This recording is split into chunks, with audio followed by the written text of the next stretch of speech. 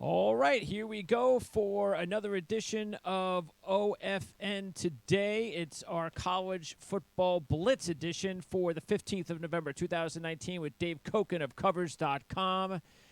Brought to you by ourlads.com, the king of online football depth charts and college football scouting, and in part by Covers.com, the most convenient and entertaining source for sports news and facts with over 45 million visits a year. You can visit Covers experts at experts.covers.com and take 50% off any purchase by using the promo code PRIME50. That's PRIME50. Again, 50% off. Just use the promo code PRIME50. Don't forget also to check back a little bit later on today when I am going to be joined by Mark Lawrence, also of Covers.com. Every Friday we talk NFL. And for you college football enthusiasts, every Thursday, Mitch Light, editor of Athlon Sports, the Athlon Sports magazine, is with me to talk college football. Dave, how's it going out in Vegas? It's going well. The weather's beautiful. I happen to be on a very good roll right now, and hopefully it will continue. Excellent. Good to hear it. And Tony Sanchez, will he be back next year? I don't think so. His job basically got saved last year because of a very prominent booster. I just can't see that happening again. You know, I think he had to get to 6 wins this season and bowl eligibility, and obviously that is not going to happen. And with the move into the new stadium, I think UNLV is going to at least try to make some kind of a splash. So, is it possible? Is it possible because they're in a new stadium, because the Raiders are coming there, that somebody could be lured to the program? Yes, I believe so. I think the money's there. And I also believe that there is at least a possibility that UNLV could move to a bigger conference sometime in the next 5 years. A bigger conference? Yes. Wow. Okay. Yes. That would be the Big 12 or the Pac-12. They are now, as far as I know, a research university, so they qualify on that count for the Pac-12. Las Vegas is a great market, obviously. Absolutely. With now a big new stadium. And UNLV would be a revenue producer for either of those conferences. And let's remember, you know, I know the basketball program isn't what it used to be, but they do have a storied history. Sure. And a move to a bigger conference, I think it's a possibility. Okay. I think it's not so much UNLV, but the idea of one of those conferences saying, we want to be in Las Vegas. You don't have anybody like any Nevada natives coming back to coach there? Anybody in mind? That could be a good name. Nobody. Okay. No idea. All right. Well, we'll see. UNLV is taking on Hawaii. We'll talk about that game a little bit later on. In the SEC, LSU gets the big win over Alabama. And we both liked the Dogs last week, so they both came through for us, LSU and Minnesota. What did you think about LSU and Alabama after the game? Because LSU's number 1 and Alabama's still number 5. Well, the only one I bet, by the way, I bet Minnesota. I did not bet LSU, but was kind of happy to see the result. I'd like to see LSU get a chance to be in the playoffs, and the offense is really dynamic. I mean, you know, if the game lasts another 5 minutes, Alabama might catch them. You know, but they couldn't get a key stop when they had to. So that's how good the LSU offense is. And as for Alabama, they can still play their way into the playoffs, either with help or without. But I do think they'd have to win out, certainly. And I think they'll have to get a little help. Yeah, they're going to have to get help. I agree. I think it'll be interesting to see what happens if there's – because, you know, a lot of people will probably favor Alabama to get in if it's Alabama versus a one-loss Pac-12 champ. Yes, and definitely. that would anger a lot of college football fans outside of Alabama because – well, but the reality is, and I'm not trying to disparage Utah or Oregon, but Alabama's better than either of those two teams. So, I mean, it's tough for me to argue against Alabama getting in if somebody gets knocked out. Now, obviously, look, I don't think Baylor's a top 5 team. I'm not sure Baylor's a top 10 team. But if Baylor gets through unbeaten, they got to get into the Final Four. then they have to get in. Yeah. Same thing with Minnesota. Absolutely, 100%. Yeah. Yeah. So, you know, Alabama will need some help. But if those teams go down, then the likelihood is Alabama probably moves back in. We'll see. Yeah, it's still a long way to go, and Alabama still has to beat Auburn. Right. So, And the thing of it is, and you know, I know I say this all the time, but I don't care. I don't care at all about who's in the playoffs. I only care about what's going to happen this week. well, you got two situations where LSU has got to be worried about the letdown, yet they're a 21-point favorite. Scotty Phillips. Well, no, I think that's gone down, hasn't it?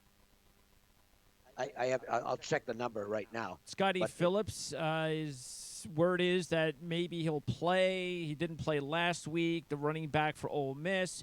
They're 0-6. They have never covered a game under head coach Matt Luke as a home dog. They're 0-6 in that role. Ed Orgeron used to coach Ole Miss, so you know he's not going to take this game lightly. No, that line's now 18. Okay. 18 and a half. The speculation is that Tua is not going to play. No, I was talking about the LSU game. Oh, I'm sorry. Oh, I thought you were talking about. I thought you were talking about Alabama and Mississippi State. I got mixed up. No, I don't think I want to lay the points. Yeah, I'd be afraid of I'm not saying they're going to lose, but I'm afraid of the letdown of lose. 21 points. That's a big number because Mississippi's been a lot better than their results have shown us. I mean, they compete.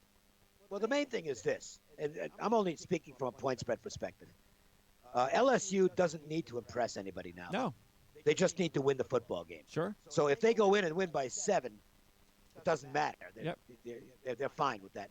The style points deal is out the window now for LSU. It doesn't matter.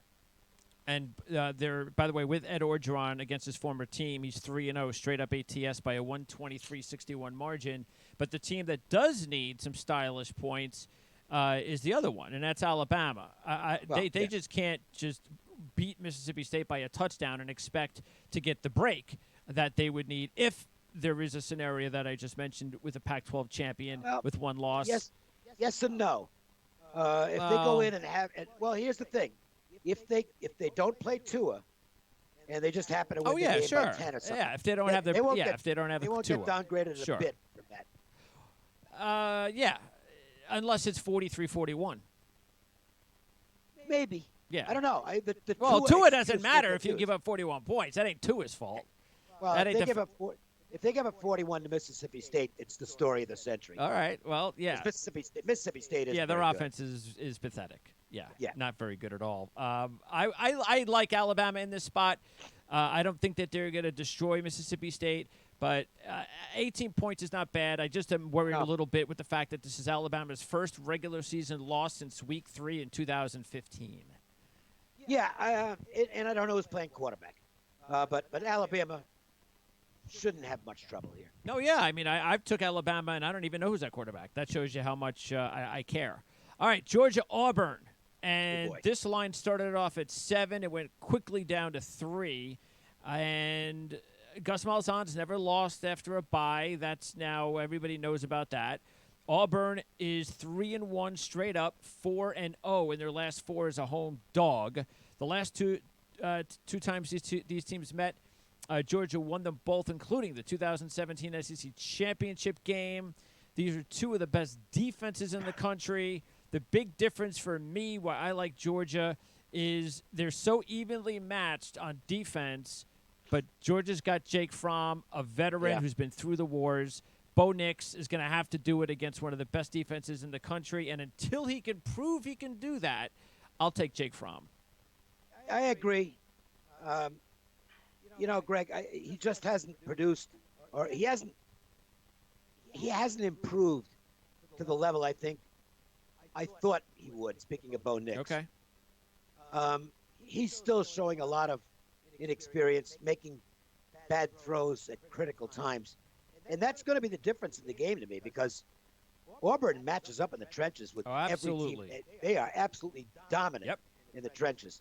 But Nix just hasn't been a difference maker. And Gatewood, who was running the Wildcat plays, he isn't there anymore. He left. So, I think in the end, Auburn can play Georgia heads up, but somewhere in this game, Nix is going to make a mistake, and that'll be the difference, and Georgia will win by about a touchdown. Yeah, and we know that Jake Fromm has proven before that if they need the big first down, they need the big touchdown drive, the big game-winning field goal drive, he can do that. And Marlon Davidson, one of the other stud defensive lineman for Auburn, who leads the team with 5.5 sacks, has been banged up. I expect him to play, but just keep that in mind because that would be a big blow. And by the way, Derek Brown, you throw him in with Ohio State's premier pass rusher, and you've got two stud defenders who are going to pretty much, you would guess, be the top non-quarterbacks chosen in this year's NFL draft. That's how good they are. Yeah. Oh, and these are two terrific teams. And if Nix has a good game, Auburn will beat him. Oh, yeah, sure. I agree. I agree. I don't expect it, but I agree. No, I'm not going to bet on it. Yeah, exactly. But it wouldn't surprise me. Yes. Florida, Missouri, and I think what saves me from going with Florida in this spot, because Missouri has been a much better team at home than on the road this year, is the fact that they're only a 7-point favorite, Florida, and that they have lost the last 2 years to Missouri by an 83-33 margin. So you know they'd want a little payback here. It's also a very important game for Florida. So I'm okay with giving 7. I don't think I am. I think Missouri's going to give them a game. They just haven't been interested in the road. On the road, and I think part of that is, look, they're not going to a bowl game. They had the ban this year. I know they appealed it, but as far as I know, they're still not eligible to play in a bowl game. So they've put all their emphasis on the home games, and I think they're going to compete here. I like this to be a close game. +7. Don't think it'll make my card, but it's one of those extra games I kind of like. Okay. Meanwhile, in the other games, you got to keep an eye on Lynn Bowden's health, because if anything happens to Lynn Bowden, I'm not sure Kentucky's going to put any points on the board. So just keep an eye on that. No. The game at Vandy. Matter of fact, Kentucky is favored in this game for the 4th time since 2011 that they are a road favorite in this spot. It's incredible. Road favorite, 4th time in 8 years, 9 years. They're 2-1 in that spot, but 1-2 against the spread. They're 0-3 straight up on the road this year. They need 2 wins for bowl eligibility. And for South Carolina, Texas A&M, I'm going to go with South Carolina in this spot. They get Shi Smith back at wide receiver. I do think that they're going to come back hard. Last week, no Smith. The receiver situation when Edwards went down was just a disaster. They threw the game away on offense. Of course, App State played tremendously on defense. They didn't do anything on offense, but they didn't need to. I just get the feeling South Carolina is going to come up big in this spot. Yeah, it wouldn't surprise me. I don't think South Carolina cared a whole lot about App State. The game meant more to App State. And App State's a good football team. I mean, if it wasn't for all that wind in the game they lost at Georgia Southern, which really screwed up their offense, they'd be unbeaten. Hey, they could be the top Group of 5 team now. That they legitimately have a good shot for that after beating North Carolina and South Carolina. Yeah. So they're a legit team, and I don't put much into that loss for South Carolina. I think South Carolina plays better than they did last week. A&M probably wins, but I wouldn't be laying any points here. Not that number. But hey, get this one: Texas A&M has dropped 14 straight games following a bye. That is a big number. South Carolina, meanwhile, has covered 9 straight versus SEC opponents when they're coming off a bye. So how about that? So I'll take South Carolina plus the 11, and I'm going to throw a couple of bucks on the money line too. Let's go to the Big Ten, and Minnesota came through. What a crazy game! Now, I asked Mitch if what he thought about it. He didn't see it in real time. But I don't know what you thought about it, but nobody was talking about the play when Penn State's receiver made the big catch inside the 10, 5-yard line, and for whatever reason, he decided, I'm about to get hit, so I'm going to go down. And it's like everything was going so fast in the game, and with the highlights, there was so many things to show, but that surprised me. It's like, dude, there's only one DB that's about to hit you. You could bounce off of him and score a touchdown. What are you doing going down? Anyway, 2 plays later, offensive pass interference, and Minnesota takes advantage and wins the football game. Huge win for the program and a good thing for college football. Yeah, PJ Fleck's doing a phenomenal job. And I know that this is the in quotes the letdown spot Oh for yeah, Minnesota. Only it's not. I agree. It's not a Why letdown do spot. you agree? Because this team's got a chance to make the playoffs. Well, I agree. And if they lose this game, the win over Penn State doesn't mean a damn thing. Yes. And also, I'll go back to the Western Michigan days with Fleck. His teams didn't have letdowns off big wins. That's right. They went Now, undefeated. it might be a different conference, Sure. but the coach is still the same. Oh, I think Minnesota's going to be ready to play. It's a tough game because it's actually a difficult matchup Oh yeah, for them. Iowa's a tough place to play. Sure. Yeah, and I made Iowa a 1-point favorite in the game, so I'm probably not going to get involved. But there's no way I'm stepping in front of Minnesota right now. Well, look. So I'll just stay out of the game. I've been writing them for weeks. We both liked them in the beginning of the season to win the division. I am going to keep writing them until they prove me otherwise against the spread. Love the fact they're getting 3. And another reason why this is a good situation where where it's great for PJ Fleck to look his players in the eye, regarding letdown and go, hey guys, we just beat Penn State, the best team, the biggest win in our program's history, and hey, we're an underdog this week. Yeah. Hey, And we're still we're number 8. we're number 8. We're still number 8. Nobody's. We didn't do anything. Right. No, so we got work to do, and we got still a lot to prove everybody. I love the fact they're getting 3 points in this spot. No, I sure don't disagree. By the way, Iowa 1-5 ATS last 6 in Big Ten home games.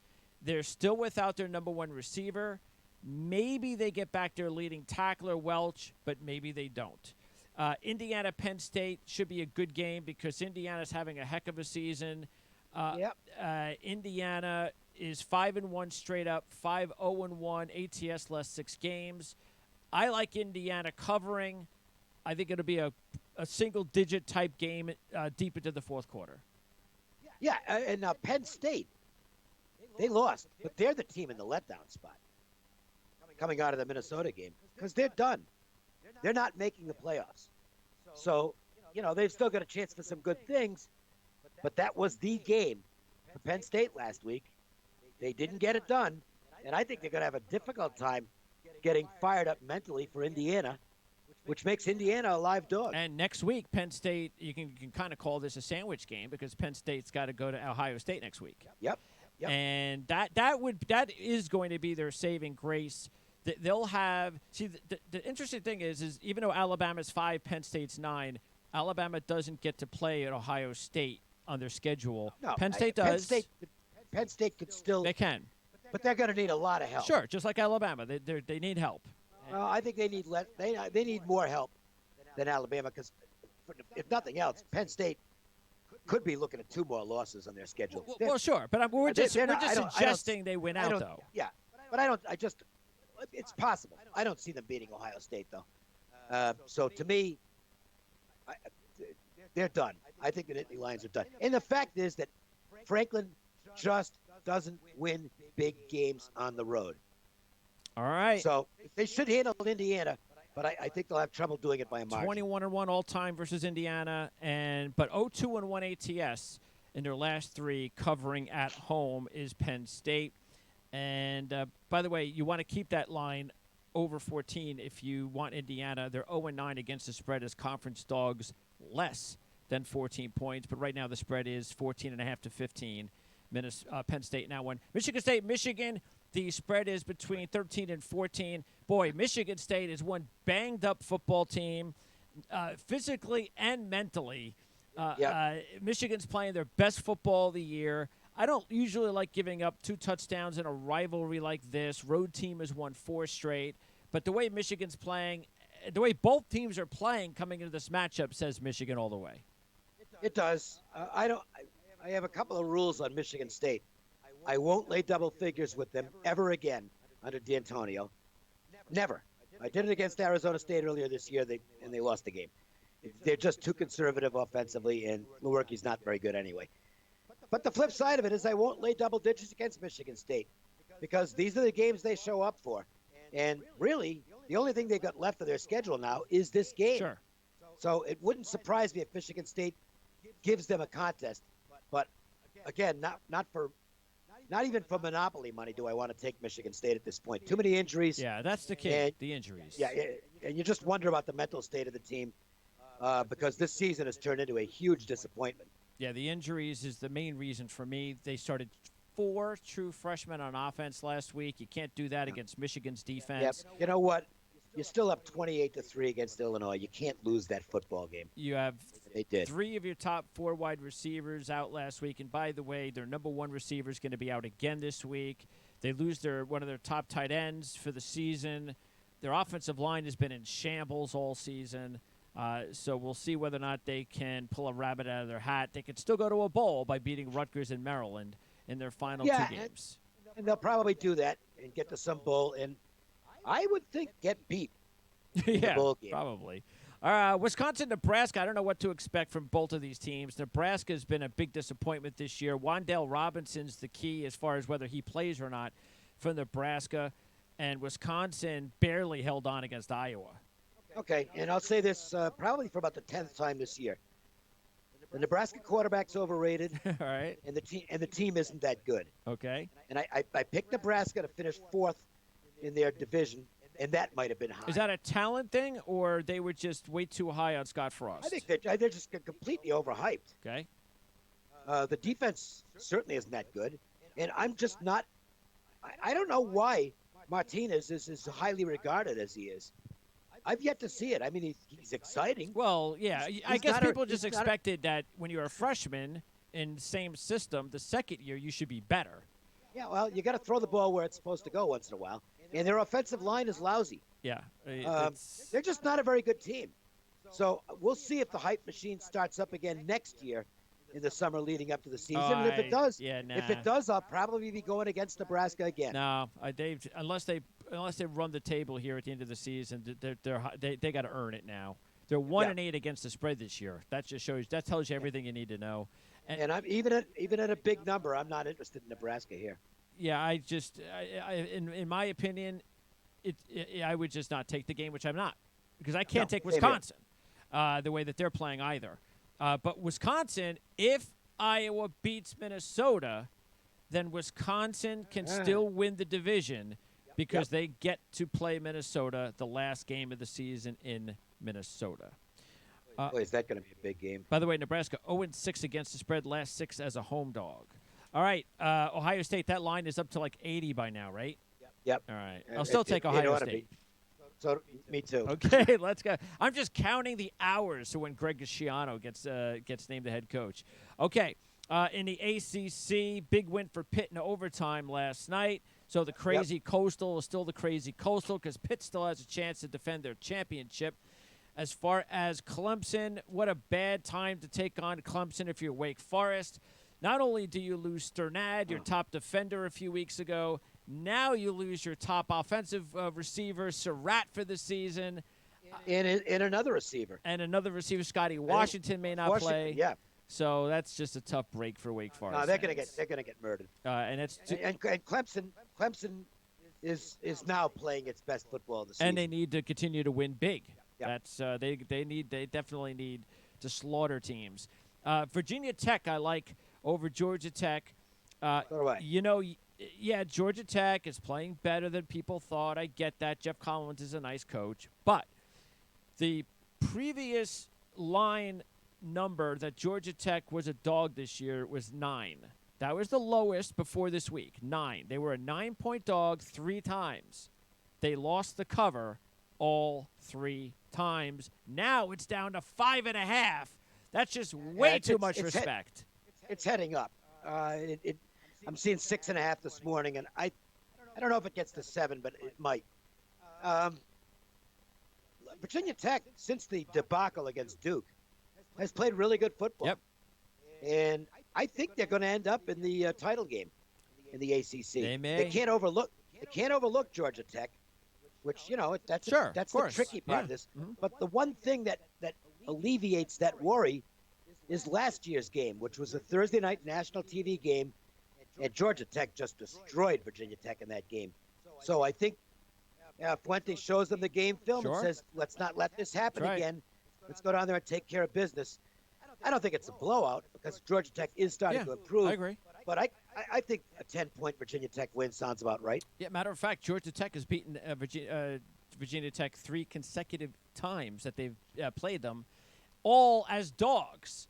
So, there's no way Virginia Tech's overlooking Georgia Tech this week. No, I don't think so. And, and they don't run the option anymore, which gave Bud Foster's defense fits. They don't have to worry about that. And the next 2 games are huge. Virginia Tech will host Pitt next week, and then, of course, the big one with Virginia, who can't ever beat them. So that would be a great game, great way to end the season in the Coastal. I would not be surprised if Tech wins out.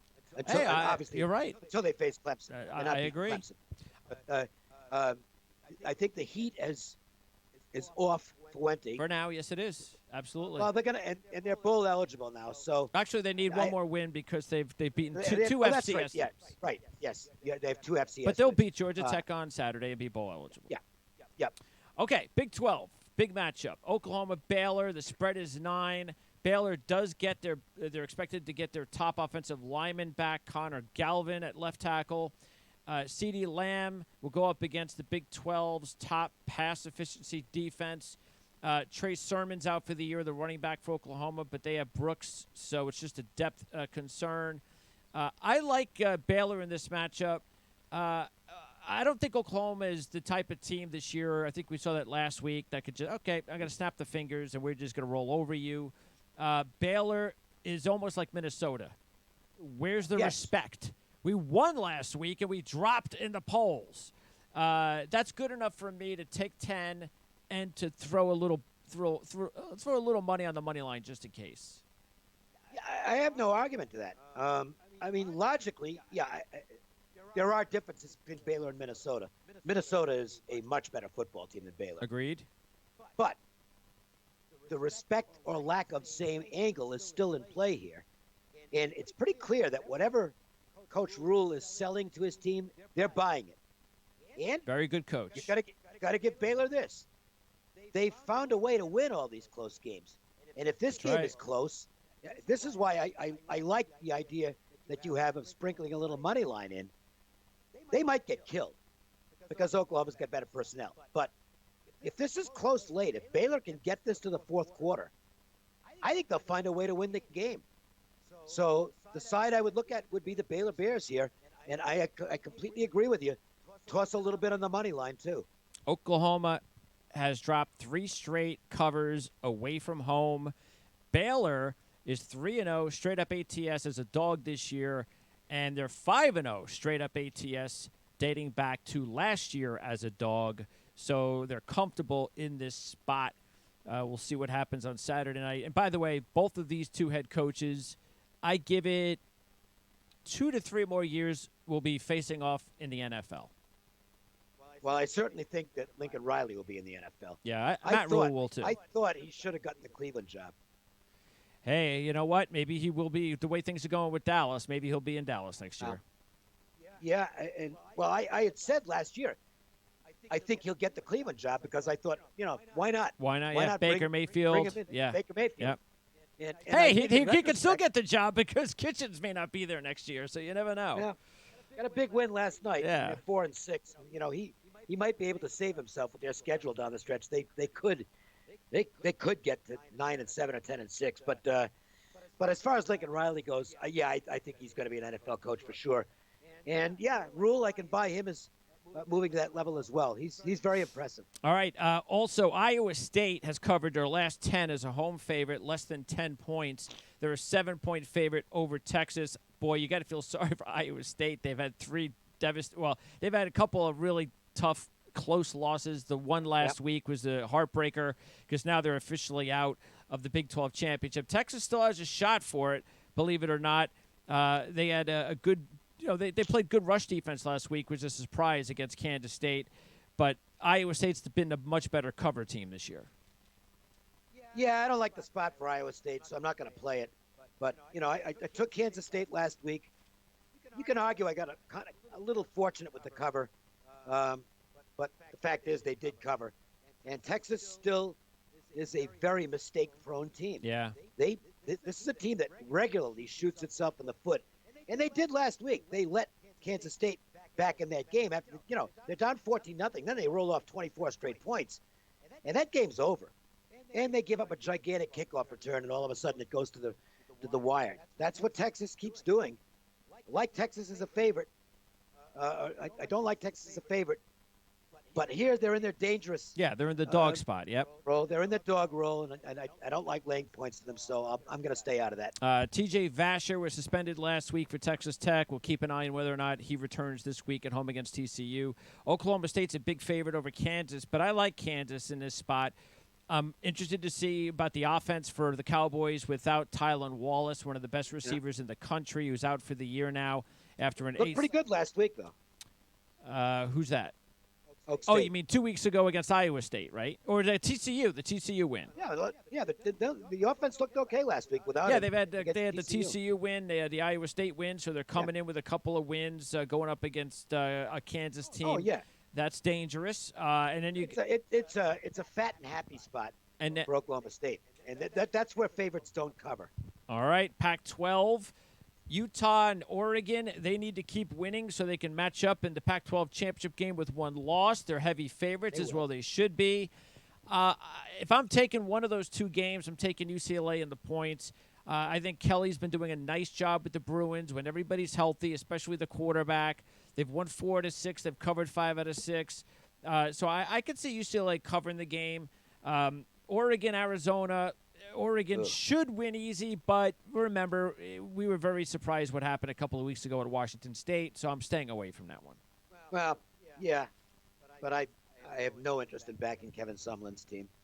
None. Stanford looks like they're going to be out KJ Costello again, but David Mills actually has been playing well. He's 2-1 as a starter. I'm more concerned with Paulson Adebo being out, the star corner for Stanford.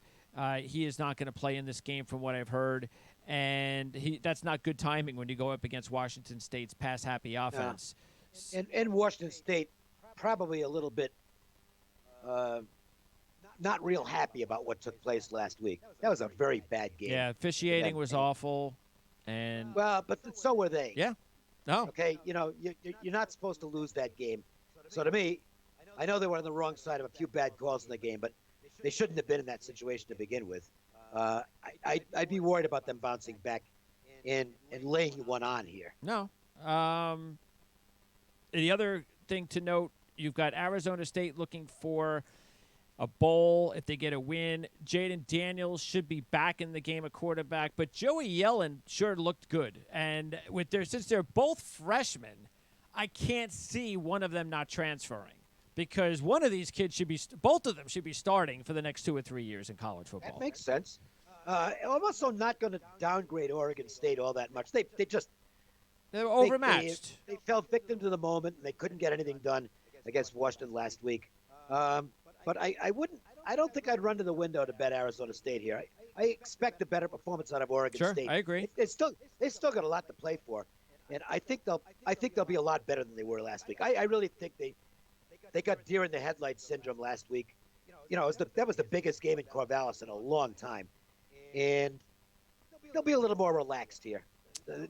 There's no more national focus on them this week. Now, interesting, yesterday I was doing the show at Mitch, and one of my top picks of the week, Cal, at the time, they were 6.5-point dog, and I didn't even know until Mitch told me on the air, it looks like Garbers is going to start. So I was like, wow, even better. You know what? As soon as the show's over, I'm putting money on that. I'm putting money on the line before it drops. That line didn't drop all night, which shocked me that it was still 6 for USC, even though now I don't know if anything changed today. I think we've heard today it's now looking more and more likely that Garbers is starting.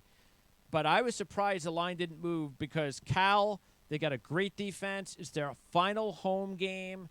Evan Weaver's final home game. They got a great defense. USC is still a banged-up team. Vaughns may not play at receiver. Cal's coming off that big win last week, so I really like Cal in this spot. Yeah, and I think Cal's got way more to play for than USC. I know USC, okay, they can do this. They can do USC still is not a team I trust unless it's a game that I know they're going to be excited about.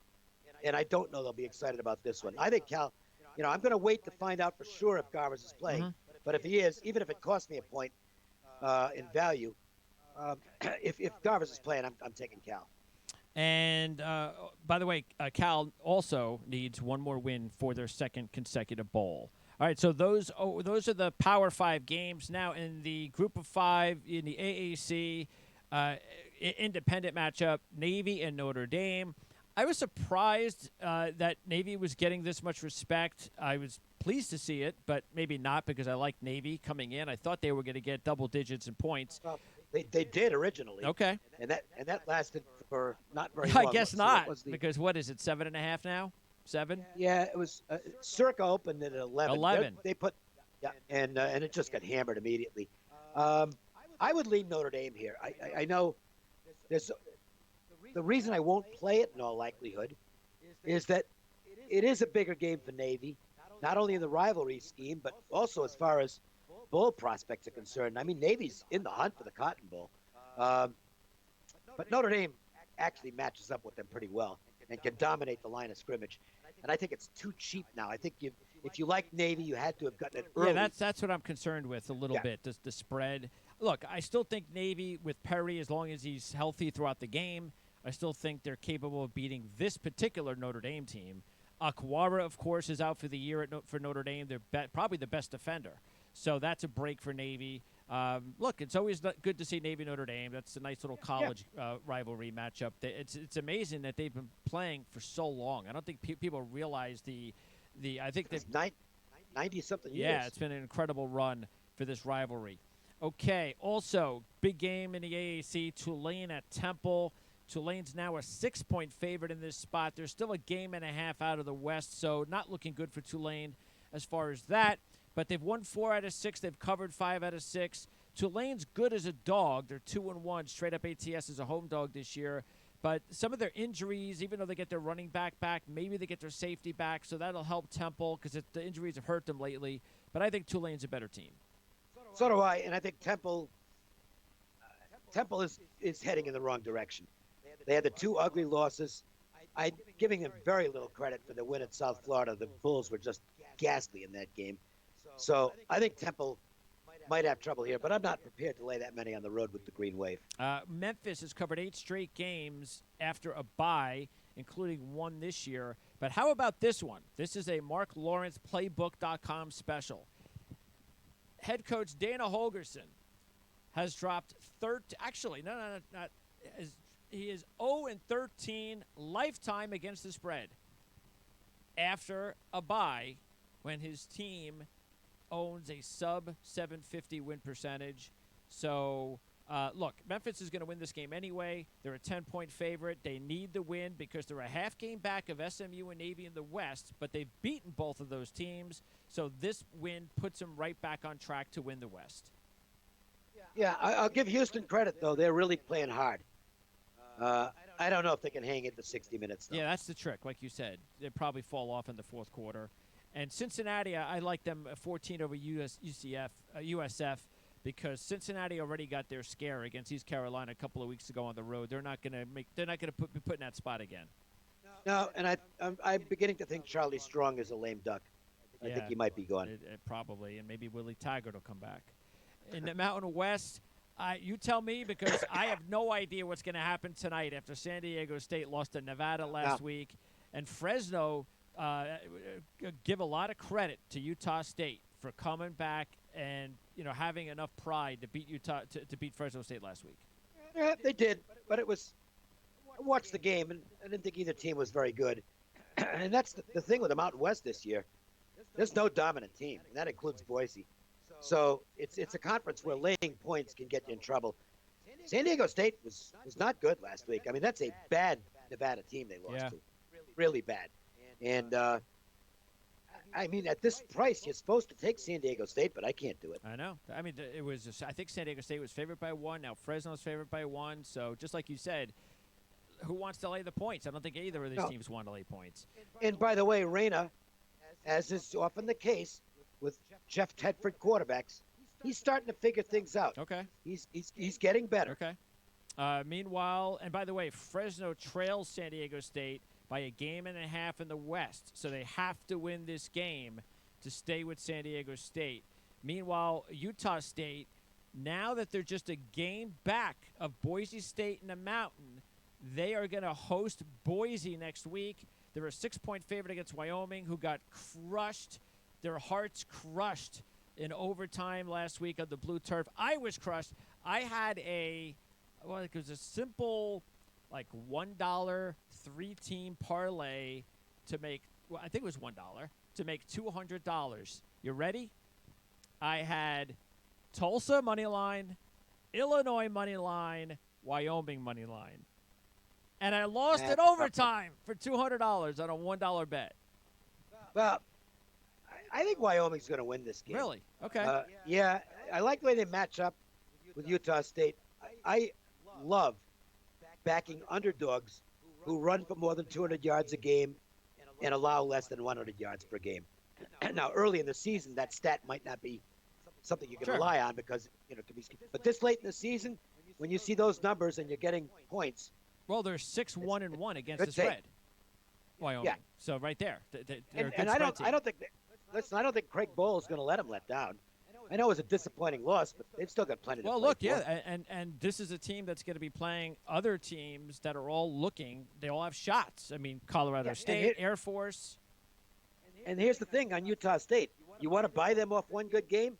It wasn't that good a game either, by the way. I mean, I hear. They barely won the game. And Woodward's still out for the year, and they're not getting him back.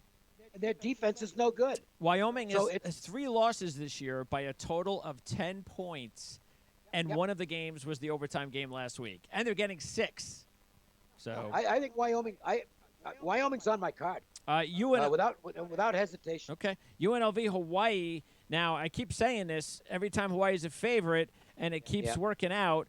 They're 112-1. ATS is a favorite under Rolovich. They're a 7-point favorite in this spot. I said this last week. Hawaii, and they're still. They got a shot. They're only 1 game behind San Diego State in the West. They host San Diego State next week, so they were my preseason pick to win the West. They've got to win this game, but I'm still going to go with that trend, and I'm going to take UNLV to cover. But I still think Hawaii will pull it out. And I don't want UNLV. I don't care about the trend. I don't want Hawaii either because they're just not. They're deep. They don't have any defense. So UNLV could move up and down the field with them. And this might turn out to be one of those wild games where last team with the ball wins. I guess if I had to bet it, I'd take the points. But I don't have to. Tight end Noah Bean is coming off a concussion. He's their second leading receiver for UNLV. Not sure if he's going to play on Saturday. Here's one of the games I do like. My top game in this conference is Colorado State. They've been very kind to me this season. They really showed me an awful lot, losing their quarterback, losing their top running back. So I like them in this spot. Air Force is 1-8 ATS last 9 as a double-digit favorite. I also like Colorado State in the money line at 3-1. So I'm taking Colorado State in this one.